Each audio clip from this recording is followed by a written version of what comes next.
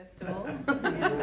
And being here, we're live tonight with Steve Zee. He's going to do a little lecture, and just welcome everyone being here tonight. Thanks for coming. Thanks for hanging out. We're here all weekend, 3 days of classes and shows and all kinds of fun events. So, Steve, we're so grateful for you.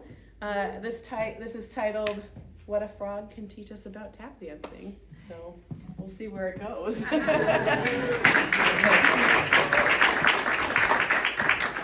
Yes, we will definitely see where this goes. So let's see, I have a few preambles here. I'm on faculty at California State University, Long Beach, and I have a tap dance history course that I teach. It fulfills the humanities GE for any undergraduate diploma. And I spend 14 weeks talking about the history of tap dancing. There's an hour lecture every week. We're gonna do about 45 minutes together. So, short and sweet. So on the very first day of class, I look at my students and I say, hey, everyone, the history of tap dance is just the history of the United States. Or the history of the United States is really just the story of tap dancing. And everyone sort of looks at me, pompous professor stuff. But by the end of the semester, they see we've spoken about slavery. We've talked about minstrel shows. We've talked about the Civil War. We've talked about the Reconstruction. We've talked about the Great Migration.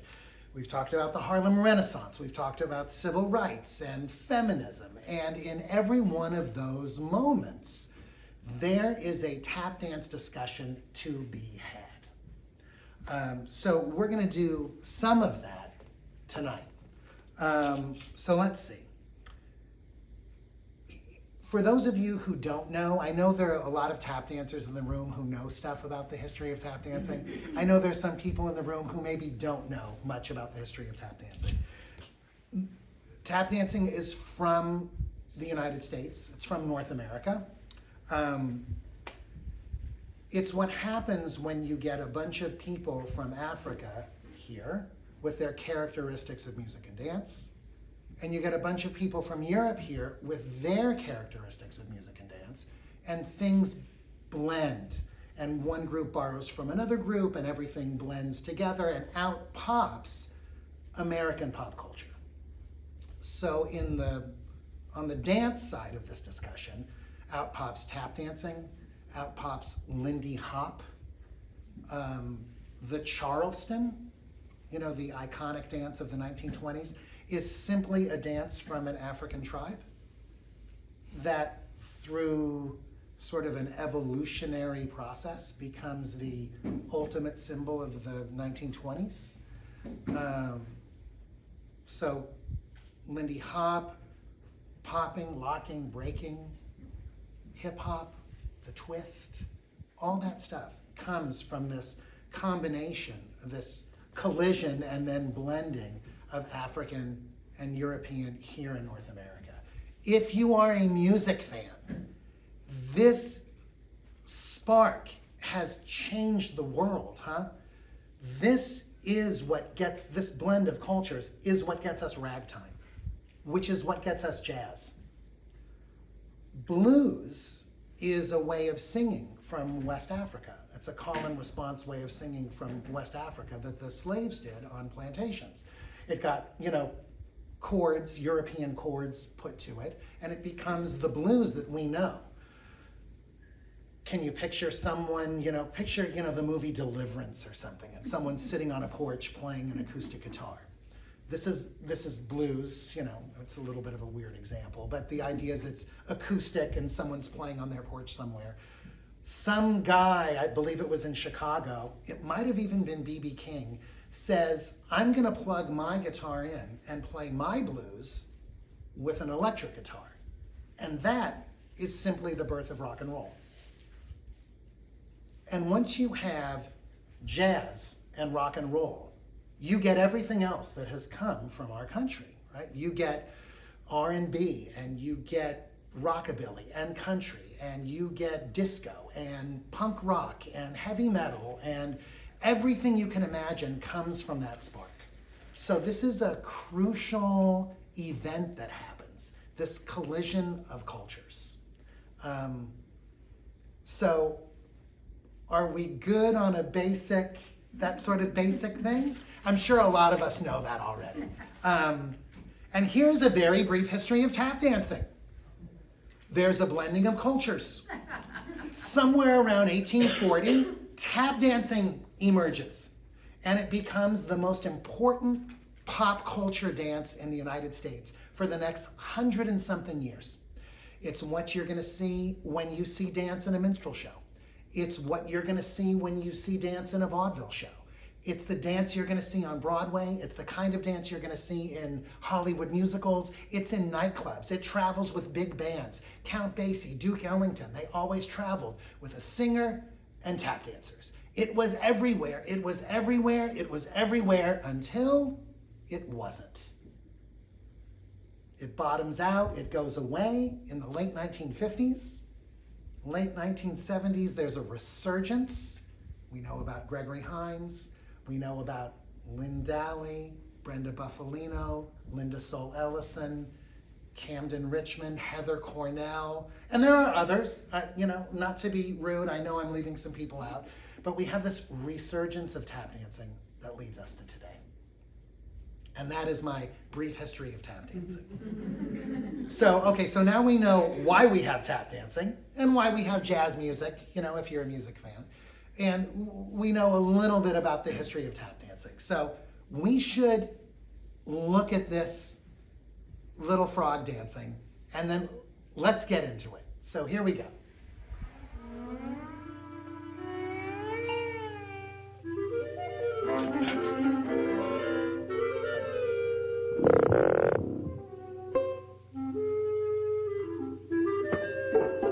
Hello, my baby. Hello, my honey. Hello, my ragtime gal. Send me a kiss by wire. Baby, my heart's on fire. If you refuse me, honey, you lose me. Then you'll be left alone. Oh, baby, telephone and tell me I'm your own.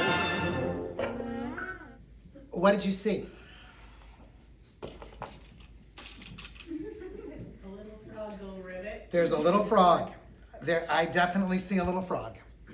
What else did you see? Top hat. I definitely see a top hat Cane. and a cane. I definitely see a top hat and a cane. What else did you see? Just see or hear? Here is great. Singing. Okay, they're singing. Some fun sound effects. Okay. Did he have a bow tie on? He did not.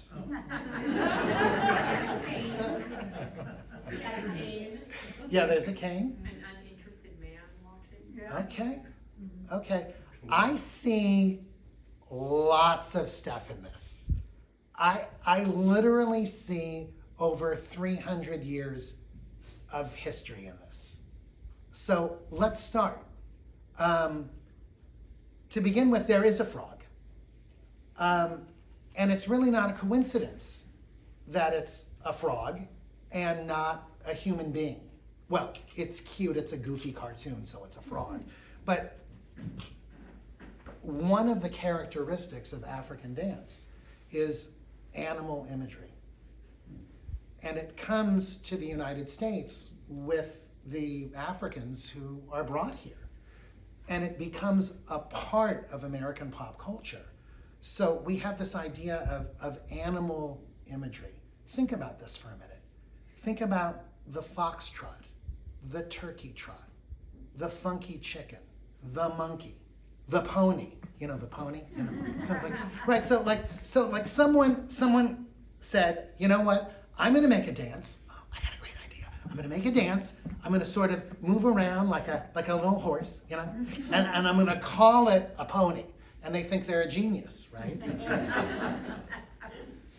But if you just back away a little bit, this person was manipulated by hundreds of years of American pop culture. Of course they were gonna make a dance that had animal imagery, because it's something that we have without even really knowing about it.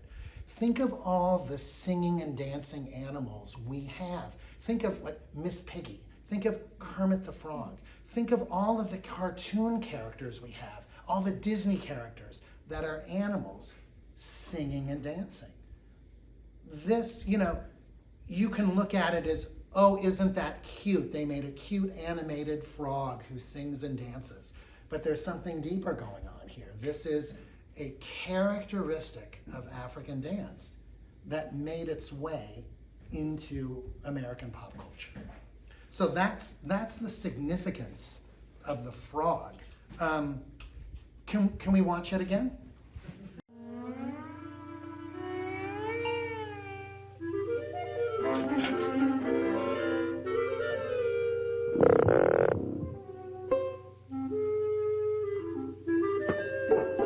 Hello, my baby. Hello, my honey. Hello, my ragtime gal. Send me a kiss by wire. Baby, my heart's on fire. If you refuse me, honey, you lose me. Then you'll be left alone. Oh, baby, telephone and tell me I'm your own. I was actually a little surprised that no one said, I mean, it's okay, but I was a little bit surprised that no one said, I see someone performing in the style of a minstrel show. Did you saw it, but you just didn't say it? Okay, so this little frog is doing a minstrel performance. What's a minstrel show? Isn't it blackface? Okay, A variety show of music and dance. okay.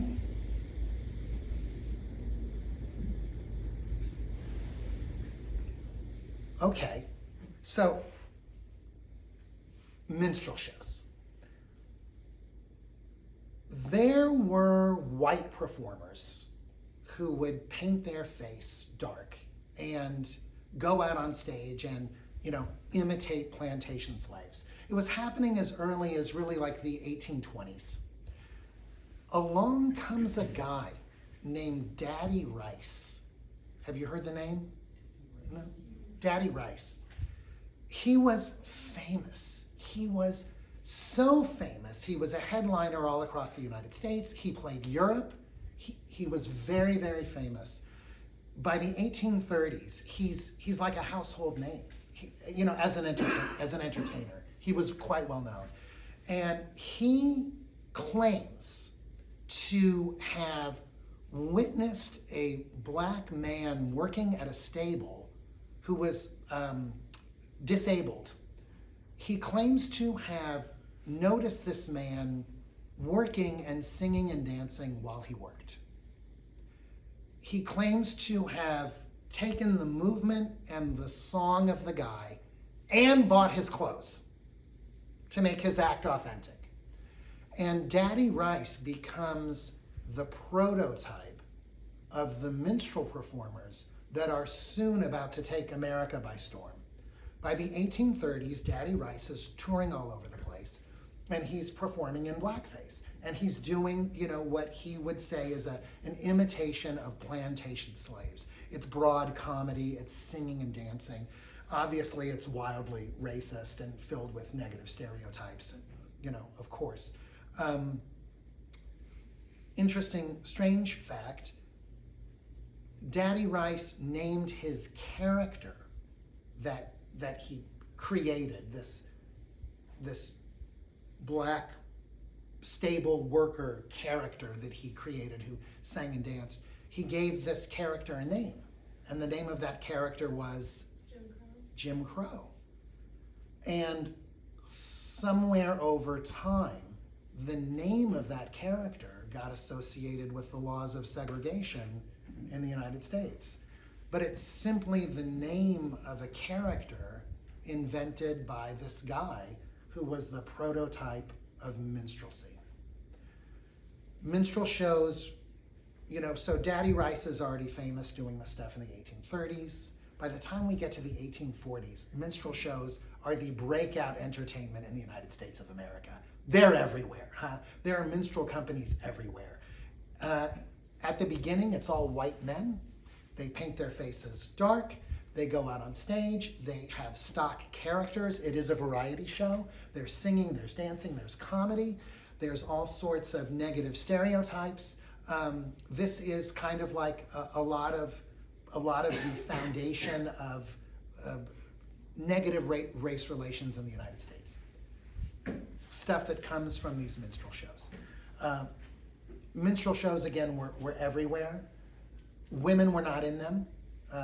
This was one of those periods in the history of theater where men are on stage and women are not. It was white men. After the Civil War, there were black minstrel performers. The weird thing about it, though, is the black minstrel performers also put on the makeup because it was a convention of the performance. There's something we need to, one little detail about minstrel shows that we should talk about for a second because we need it for later, and that is soft shoe dancing. There were lots of different kinds of dances in minstrel shows. A lot of them were European dances, jigs and things like that.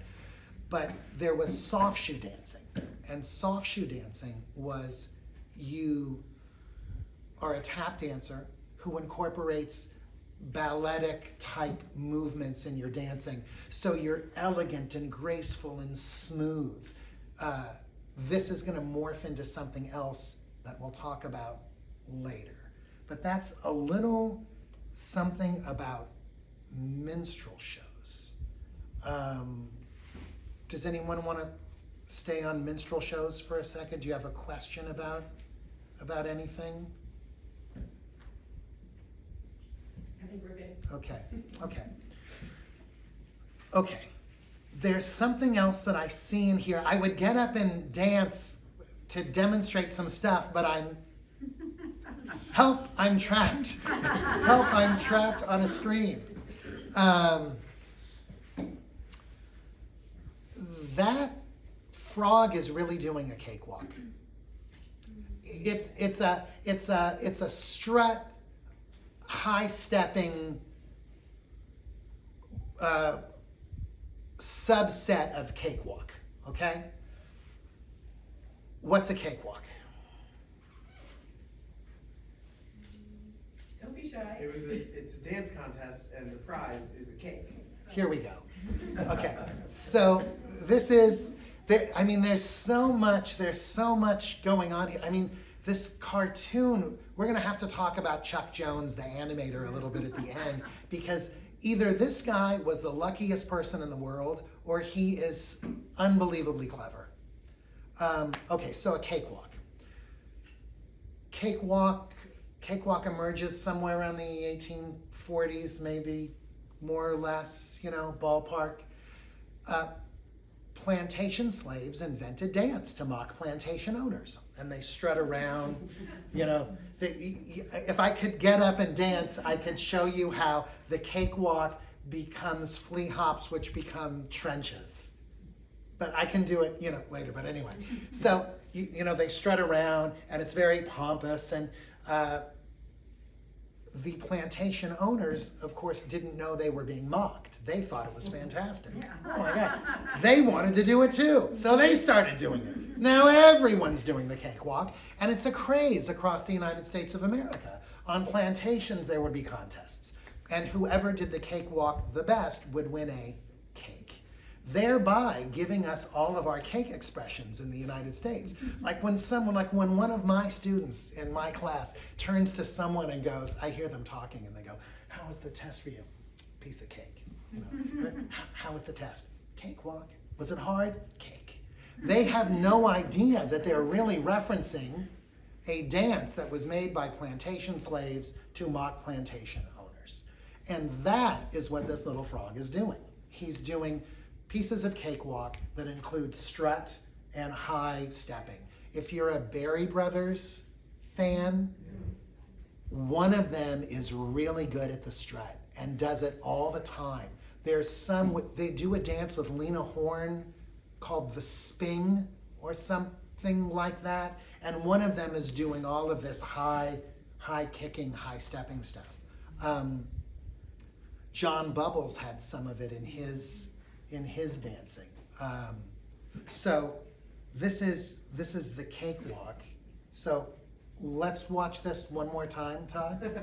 So before you press play, We've got the frog, right, which is animal imagery that comes from, it's a characteristic of African dance.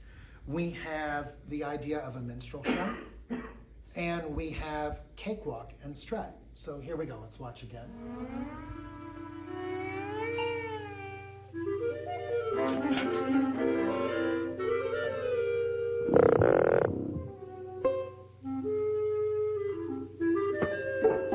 Hello, my baby. Hello, my honey. Hello, my ragtime gal. Send me a kiss by wire. Baby, my heart's on fire. If you refuse me, honey, you lose me. Then you'll be left alone. Oh, baby, telephone and tell me I'm your own.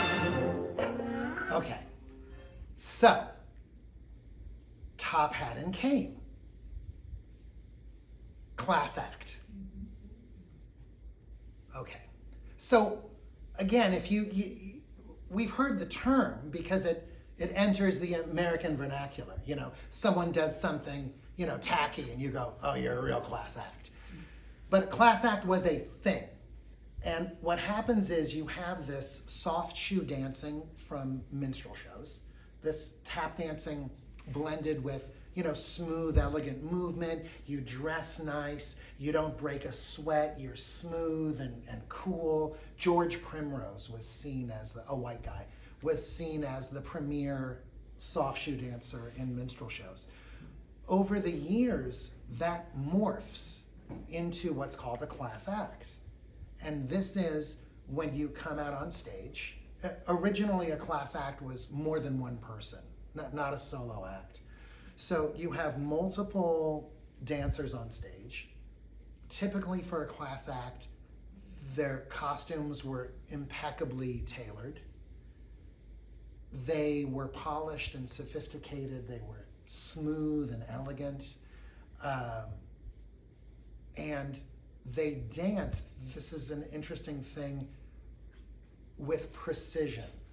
In other words, if you can picture the Nicholas brothers, they look great together, but they don't care if they're matching. They coordinate, and that's all they need. That's fine. Everyone's allowed to have their own little flair, you know? But in class acts, they would take something that we associate with maybe a line of chorus girls, the Rockettes maybe, where everyone turns their head at the same time and they do the exact movements and the arm gestures match and everything matches. This has a name, it's called precision dancing. And class acts used precision dancing because it underscored the polish of it all. It wasn't rough around the edges, it was extremely polished. There was usually singing before the dancing.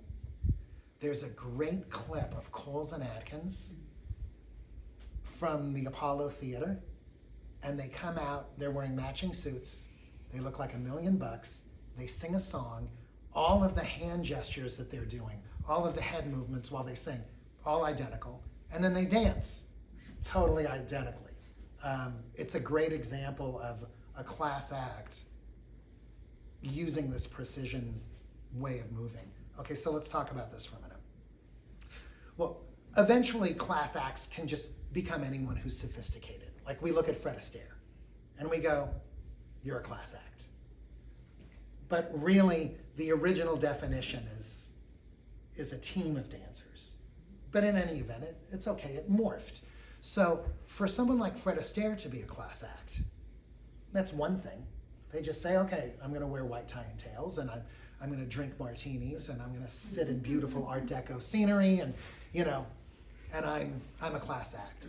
But you have to understand, coming out of minstrel shows, for Black performers to be a class act, it is a social, political act of rebellion, right? It's like, no, we're not those things that you think we are. We're smooth, elegant, polished, sophisticated. Greenlee and Drayton, a Black act. Apparently, the term class act was invented to describe them. They would speak foreign languages on stage. They had this aura of sophistication about them. And this was important for Black performers who were trying to shed the 1800s and move to a future where they had, equality and a sense of dignity. So there's a lot to a class act, depending on how you look at it. So the top hat is definitely telegraphing class act. The cane too. But wait, there's more. Being a class act was a form of a gimmick. Okay? So as we move out of the minstrel era, we get into like the 1870s, and this form of entertainment called vaudeville is created, and it becomes the most important kind of performance in the United States until 1928. There's a specific reason why it's no longer important after 1928. If you've seen Singin' in the Rain, so anyway, we can talk about that in a minute. So, where was I? Vaudeville. Ah, yes. Okay, thank you. So, in vaudeville, you have to imagine, we think, especially if you're my age, right? Because when I was coming up, I was there when Charlie Atkins was still on the scene. Honey Coles was there. Buster Brown was there. Chuck Green was there. Eddie Brown was there. All of these guys were there. Slide was there. We met all these guys. Leonard Reed. We gigged with them or met them. Arthur Duncan. Anyway, we have this strange idea that they're the Mount Rushmore of tap dancing, and they're the only people who ever did it. And what you have to visualize, not to take anything away from their skills and accomplishments, they were fantastic. What I'm driving at is this. There were thousands of vaudeville theaters in the United States. There were nightclubs in every major city.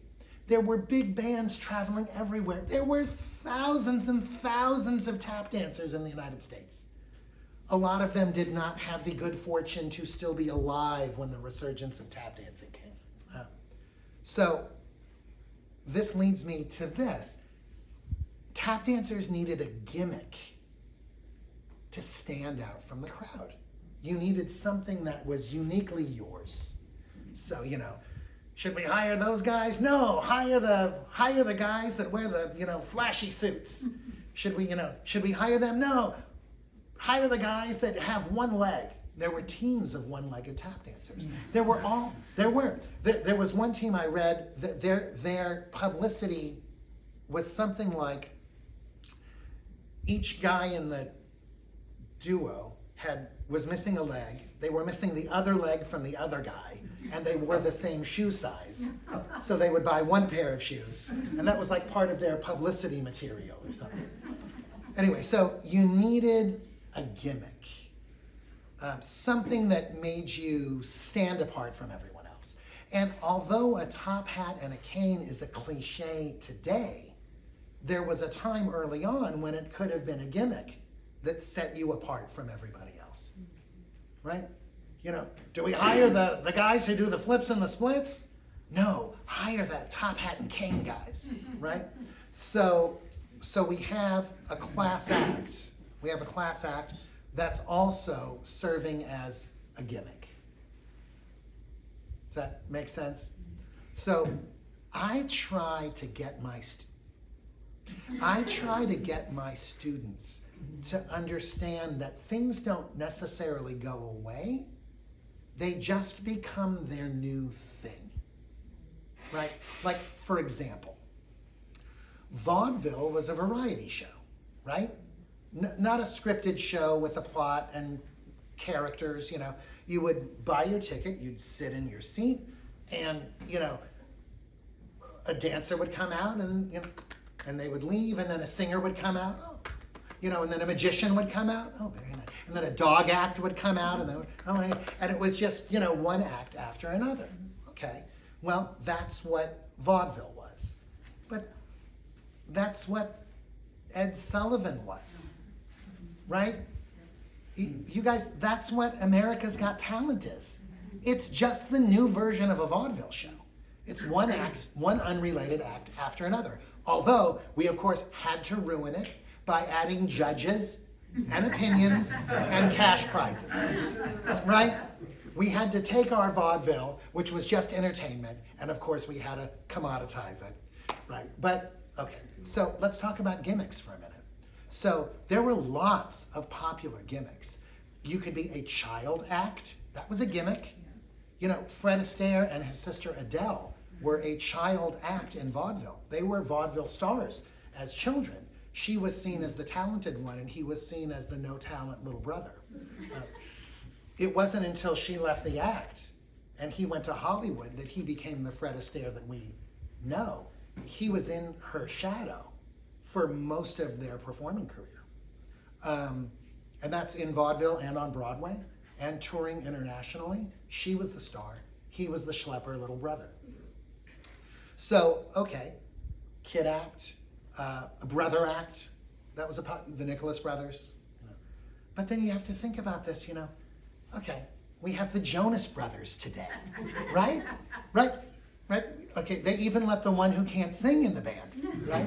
So, okay, so what they're saying is, what they're really saying is, buy our music. We're not like them. We're brothers, right? Understand that when TV shows came out in the 1970s, like say, The Partridge Family, or the Brady Bunch, America was still very close to this era of family acts and kid acts and all that kind of stuff. And America would have just absorbed that as a family act. So, like, I try to tell my students, you know, what are the Kardashians if they are not a vaudeville act? They come out on stage and entertain us for money. That is a family act in vaudeville. Of course, they're doing it on other platforms, and they've really figured out how to do it. But to me, it just smacks of a vaudeville family act. Like, here's another one. I've strayed a little bit from our video, but I'll get back to it in a minute. In minstrel shows, there was something called a pickaninny. Have you heard of it?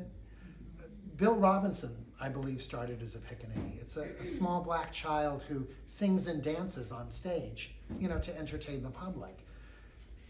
My daughter's 20 years old, and we grew up, you know, when she was growing up, you know, the TV was on, and we had Nickelodeon on a lot, and we had the Disney Channel on, and I would watch these shows.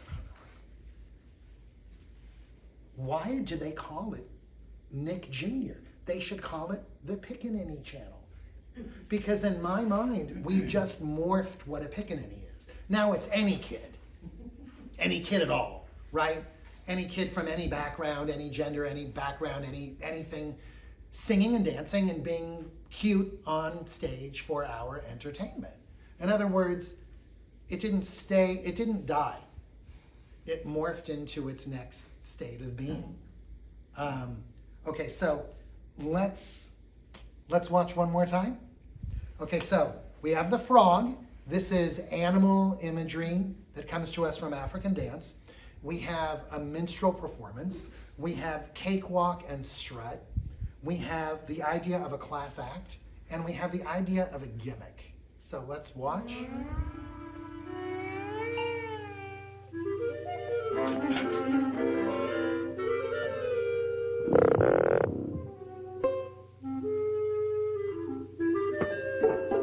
Hello, my baby. Hello, my honey. Hello, my ragtime gal. Send me a kiss by wire. Baby, my heart's on fire. If you refuse me, honey, you lose me. Then you'll be left alone. Oh, baby, telephone and tell me I'm your own. The last thing I see, it's a little bit of a modern read, but I'll say it because it's pretty obvious. It's a white audience, the guy, and he's also going to want to have the frog perform to make him money, so he becomes sort of the frog's manager, and it doesn't go well if you remember the cartoon. The frog won't sing and dance when anyone else is there other than him. So anyway, again, this might be a little heavy-handed, but you could also look at this cartoon and say, white audience members watching the minstrel performance. I mean, white audience members were the main, white people were the main audience for minstrel shows. And then of course he becomes the little frog's manager. I'm gonna take a quick look at my notes. So, you know, I look at this frog and it actually kind of blows my mind. And I wonder, I had a student at the university who was an art major, and he knew a lot about Chuck Jones, who was the animator. And according to him, Chuck Jones was very clever and very subtle and very kind of subversive in his own way, and might have known a lot of the stuff we talked about. If he didn't know it intellectually, he certainly knew it from just growing up. So maybe it was just sort of part of his growing up experience of taking an entertainment, so he translated it to the cartoon. Then again, maybe he sort of knew all the layers he was doing, but it's pretty shocking when you take a look at everything that goes into that frog. I mean, that frog is 340 years of American history. And all of this stuff, you know, understand that even though I haven't said tap dancing every 5 seconds, there's tap dancing in everything, right? The animal imagery becomes part of our dancing. It becomes part of what's in dancing in America. It's part of tap dancing, along with other stuff like the improvisational element of tap dancing is largely influenced by African dance. Can you picture, you've seen the movie, I know, any movie where the king and queen of France are dancing and they come out like this and her hand is on his and they walk out. No one moves their hips. You move your hip even an inch and the Pope excommunicates you. There's no hip moving. So this, you know, all of this moving of hips and all of this is from African dance, other characteristics of African dance. So these characteristics of African dance really influenced tap dancing. Tap dancing was in minstrel shows. Lots of tap dancers incorporated cakewalk and the strut. The term class act was made to describe a tap act, Greenlee and Drayton. I'll tell you, bless you, I'll tell you one book that I think you should read. And then again, gimmicks. Have you seen this weird tap dance with Fred Astaire and George Murphy? And they beat each other up while they're tap dancing. They're like smacking each other and and having like a duel with their canes like swords. I saw this movie and I'm like, who was on drugs when it came time to choreograph this dance? And I later learned that there was a kind of act in vaudeville called a rough house act, where people would literally come out on stage and beat each other up. And Fred Astaire was probably aware of that. But do you know who Buster Keaton is? Oh, yes. Yeah. Apparently Buster Keaton was in vaudeville with his family when he was a little kid, and his part of the act is his father would grab him by the shirt collar and throw him into the audience, and the audience would catch him and pass him back to the stage, and that was Buster Keaton's part. It was a rough house act. So how about this for a gimmick? I saw some television special with Gene Kelly, and he's dressed in this sort of cliche convict outfit with 2 other guys, and they're chained together by the ankles, and they're doing a tap dance. I'm like, this is weird. Until I started researching this class, and a convict act was a gimmick that was very popular. So anyway, this idea of gimmicks is all throughout tap dancing. You know, even though I haven't said tap dancing every 5 seconds today. So that's what I see when I look at that thing. That cartoon blows my mind. So that's all I have. If you guys have comments, opinions, observations, questions, anything, do you want to talk about anything?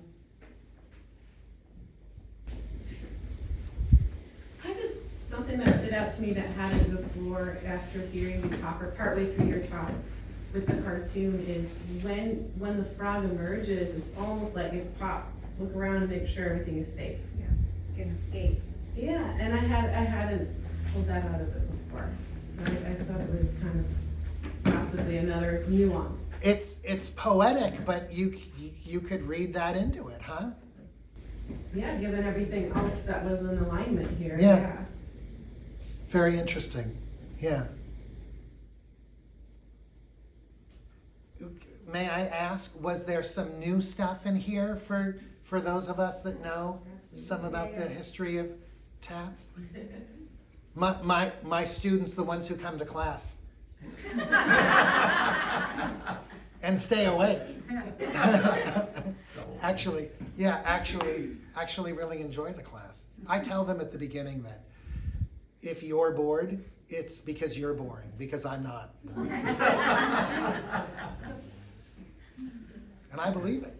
Steve? Yes. The big musicals of the 40s, where they had, I don't know, 100 people dancing, men and women on the stage. So what did that morph from? Well, it's interesting. That's my dad.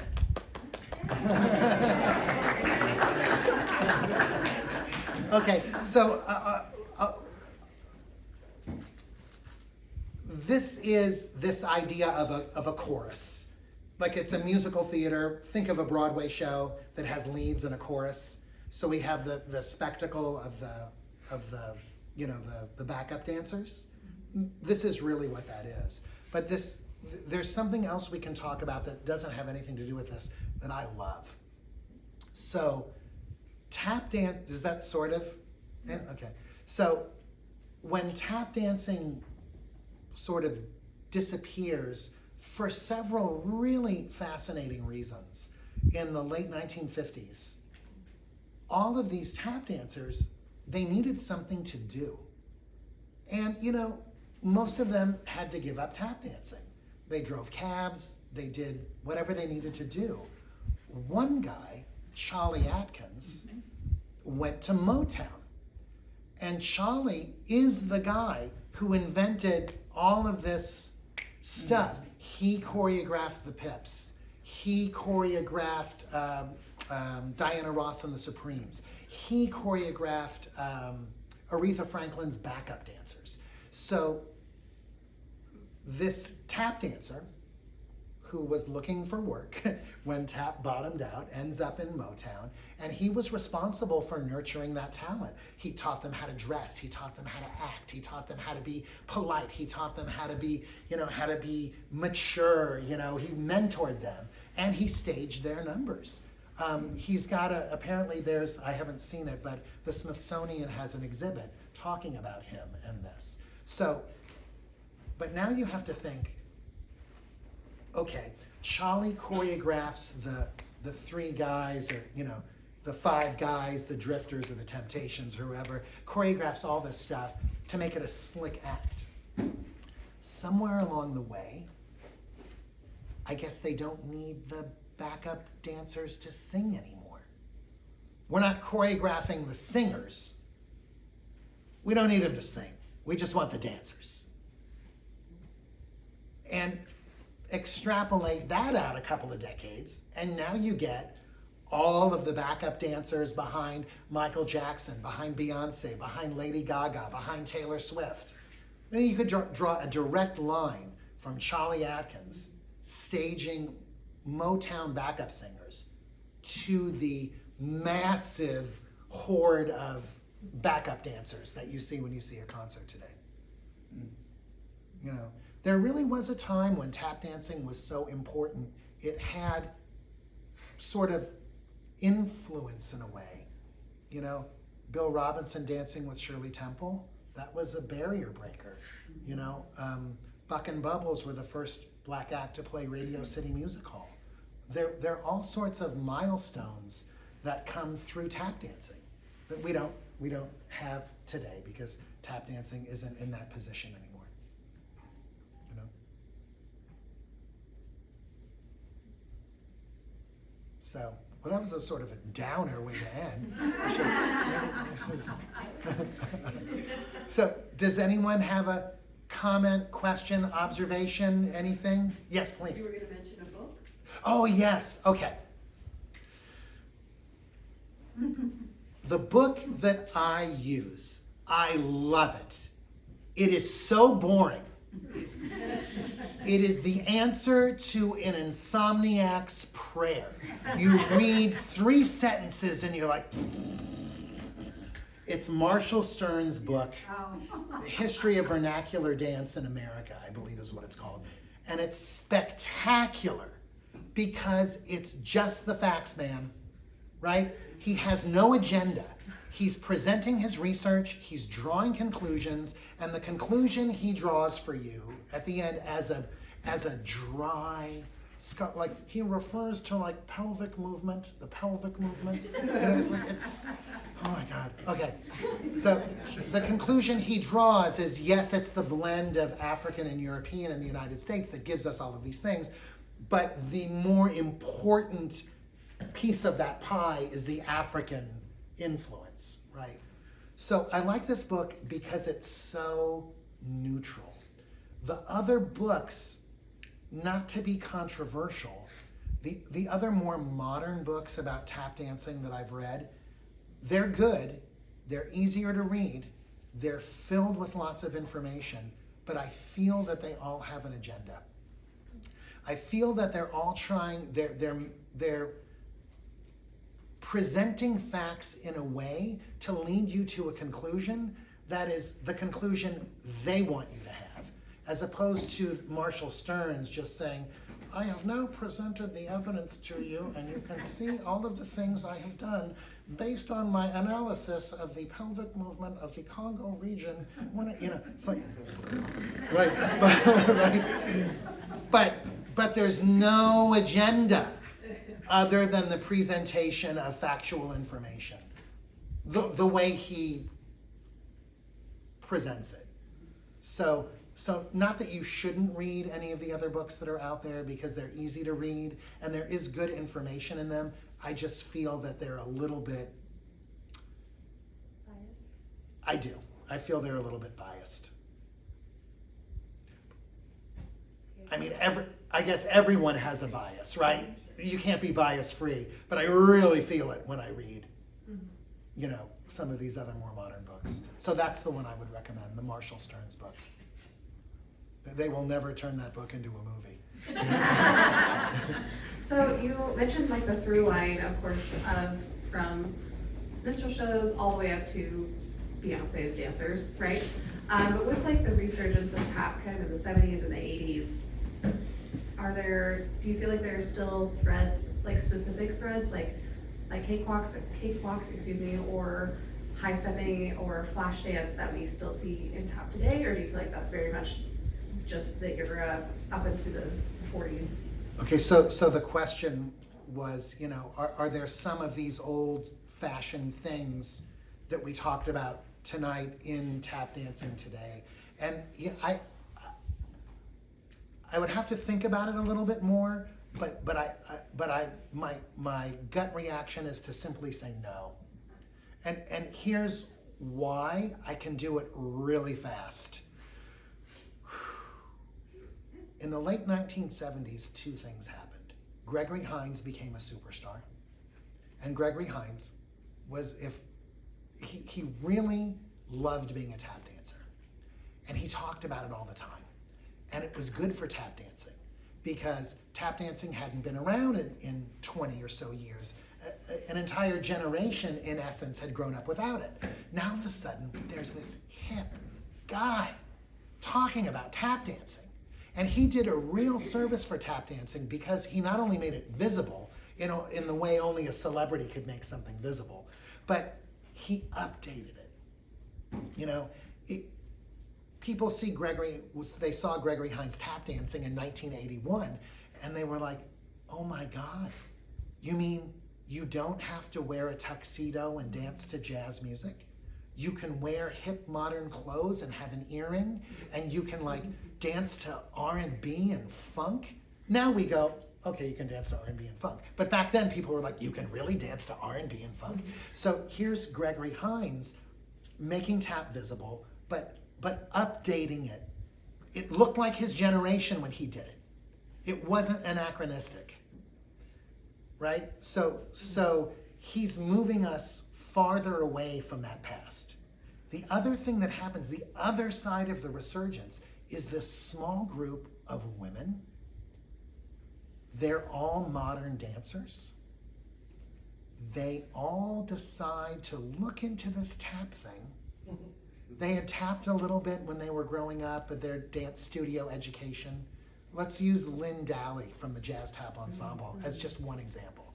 We'll use her as our example. She has tap dancing as a little girl. She grows up, she goes to a university, she becomes a dance major, she gets a degree in modern dance. She goes back to Los Angeles. She decides she's gonna start her modern dance career in Los Angeles. She has a couple of dancers. They're doing modern dance, they're doing concerts. A friend of hers comes from New York who had just become aware of, I believe it was Baby Lawrence. And it was Camden Richmond. And Camden says, come on, Lynn, I want to show you what I just learned from this old tap dancer. Then they find another tap dancer in Southern California. I'm not sure who it was. And they take some lessons. And then Lynn Dally, she says, let's put on a tap show. And they go, okay. And they get a few tap dancers, they get a few musicians, and they put on a tap show. The LA Times goes crazy. Best thing ever. They're like, we should do another tap show. So they do another tap show. Best thing ever. The Jazz Tap Ensemble is born. And what happens is these women, they're fundamentally modern dancers. So they do things to tap dancing that had never been done. They create tap companies. This was unheard of. Tap dancing, come on. You did a routine, in a minstrel show. You had a dance in a movie. You had a number on Broadway. Right? Now all of a sudden they're tap companies because they're modern dancers. So they appoint themselves artistic director of their tap company, and they create repertory material. Now it's a full night of tap dancing in a theater. Like with people having, Chardonnay in the lobby at intermission, 30-minute long pieces of choreography, experimental choreography. They do all of this modern dance stuff to tap dancing. The reason why when a woman goes into a dance supply store to look for tap shoes, the reason why 80% of your shoe choices are Oxfords is because of them. It was the late 1970s, and it was feminism. They're like, we're not wearing dresses and heels and doing that stuff. We're wearing pants and flat shoes, and we're gonna go out there and we're gonna do it. We're gonna do what the guys are doing. We're doing it. So it was, you wear, if you wear flat shoes, you don't wear them because you chose them, in essence, right? In essence, these women of the resurgence chose them for you, in essence.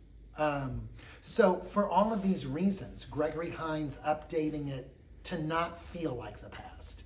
And these women of the resurgence who do all of these things to tap dancing, it really moved away from the old models, if that makes sense. It's a really fascinating thing to discuss. I mean, these women like Lynn Dally and Brenda Buffalino and these other women, Heather Cornell and a few other women, they're in the pantheon, They are there for what they did. They also arranged for a whole bunch of us to get trained. Yeah.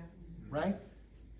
I got training in their company, or you got trained from someone who got trained from being in one of their companies. You know, they changed the whole calculus. You know, it's pretty fascinating. Where do you see it from here, Steve? Who knows? The heat is definitely on women now, though. Do you agree with me? Yes. For, you know, tap dancing was historically male dominated. Not that there weren't always terrific female tap dancers, but a male dominated form. I think we could easily say, because we could all name far more men than we can women. But I think the heat is really on the women now. I mean, think of Ayodele, think of Michelle Dorrance, think of Chloe and the Syncopated Ladies, think of Sarah, think of Melinda Sullivan, think of, you know, there's a lot of heat on the women now. And so I think there's something there. But we won't know until we're not going to be around long enough to be able to look at what's happening now and understand what it is. Yeah, we're gonna wrap things up here tonight at the Phoenix Tap Festival with Steve Zee. I like to stay with the Steve Zee. He's not Steve Zee anymore. He's now the Steve Zee. Thank you for sharing all of your knowledge and expertise with us, and being able to walk us through that from memory. Like, you're mentioning all these pieces, and I'm thinking, oh yeah, oh yeah, oh yeah. But thank you very much. I'm Jen Miller, and producing the Phoenix Tap Fest, and we're here all weekend, and we hope you guys will come back and join us for more classes and more shows and more fun. And thank you. Have a good night.